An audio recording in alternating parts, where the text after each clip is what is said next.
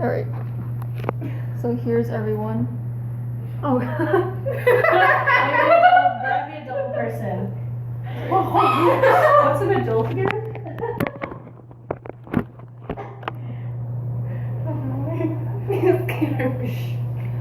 Okay. So according to Dr. Karen L. Smith in her 2019 article for the California Department of Public Health, from May 1st, 2019, there have been 40 confirmed cases of measles. This qualifies as an outbreak in California, the first we've had in decades, and this coincides with an increased amount of children who weren't vaccinated. We live in a modern society where news is spread almost instantaneously, and with that comes the almost instantaneous spread of misinformation as well, especially when it contains something as serious as disease. Needles are scary, I get it. What is essentially a hollow metal tube injecting you with a concoction of chemicals is probably not the first thing on any of our to-do lists, but I was a very sick child, and I can safely say that without the immunizations I got when I was a baby, I would not be here in front of you giving this speech. So vaccines are important. Making vaccinations mandatory in America can help reduce the outbreak and the consequences of people who believe in the misinformation that's currently being spread by anti-vaccination campaigns. And today we'll present the start of the anti-vaccination movement along with its claims, how those claims have been debunked by scientific research, and present a policy change that, if implemented, will reduce the amount of contracted disease. First, let's go over how the movement opposing vaccinations began and what it claims. Protests against vaccinations began as far back as the 1700s. This is mostly religious, and we can see that in Reverend Edmund Macy's 1776 sermon, where he delivered it at St. Andrew's, Holborn, where he claimed vaccinations were inherently sinful because they opposed God's will, because people only got sick because God wanted them to punish them for their sins. And accounts from that time opposing immunizations were along the religious lines. However, modern insurgence is largely due to a paper linking common vaccinations for measles, mumps, and rubella to the development of autism. I speak, of course, of this paper published in 1999 by The Lancet by now former Dr. Andrew Wakefield, where the research claimed a credible link between those 3 common vaccines and the development of autism in the children that received them. This spawned a resurgence of parents turning down vaccines, as is their current legal right. Modern anti-vaxxers are stating as their reasoning the danger of vaccinations outweigh the benefits. And Anna Kata, in her 2009 Elsevier Journal article, said that anti-vaxxers claim that vaccines contain anywhere from formaldehyde, the chemical used in the preservation of dead bodies in the embalming process, to mercury. And what this does is elevate the level of mounting opposition against giving your children vaccines that we're so commonly seeing nowadays. And after the start and claims of the vaccination opposition movement, let's shift to how those claims have been debunked by science. The claims made by anti-vaxxers time and again have been disproven through scientific research that is both more scientifically significant and statistically significant than the ones that have been upheld as evidence against vaccination.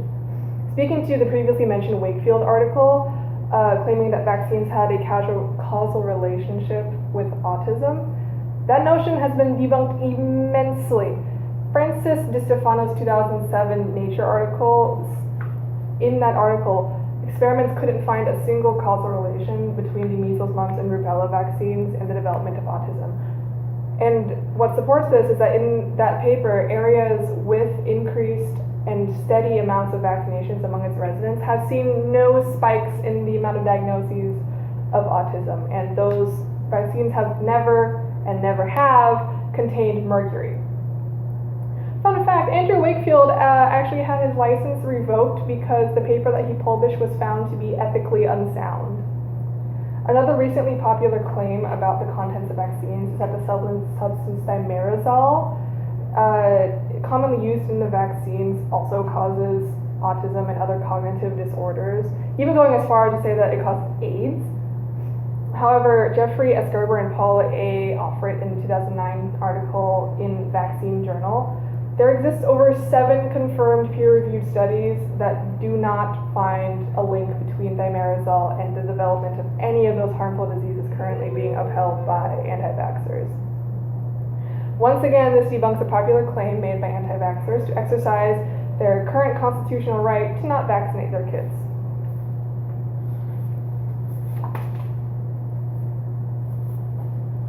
Now that we've gone over some science that's debunked the claims made by the anti-vaccination campaign, here's a proposal for a policy change that, if implemented, will decrease the reemergence of diseases previously thought eradicated with the advent of vaccination.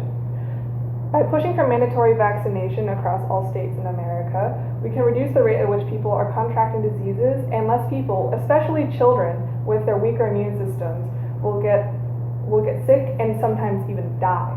What I mean is that making vaccinations mandatory for children and having periods where those vaccination cards will have to be checked before they can either enter school or enter a daycare is important in maintaining the consistency in which parents are vaccinating their kids.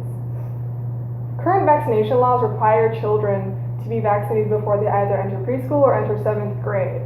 However, these laws are inherently flawed because, according to the CDC in 2016, these laws only apply really to private schools, and both public schools, daycares, and universities can waive these laws, as well as the process of having an exemption. A non-medical exemption is by no means rigorous. What this boils down to is that vaccines should be made mandatory across all school children, across all sectors, not just those areas that can pay to have the law enforced. And some states have already implemented a mandatory vaccination law for schools. California is one of them. And